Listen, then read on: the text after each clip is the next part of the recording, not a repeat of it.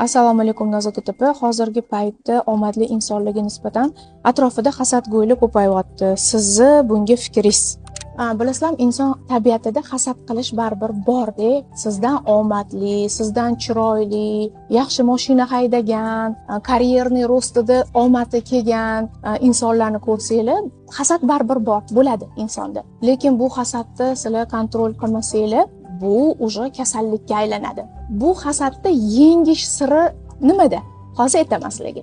Bilasizlar, men nima degan bo'lardim? Hasad qilayotgan insonlarni yaxshi ko'ringlar. Navstrichu boringlar. Hasad qilayotgan insonlarga yaxshilik qilinglar. Borib quchoqlaylar, gaplashinglar.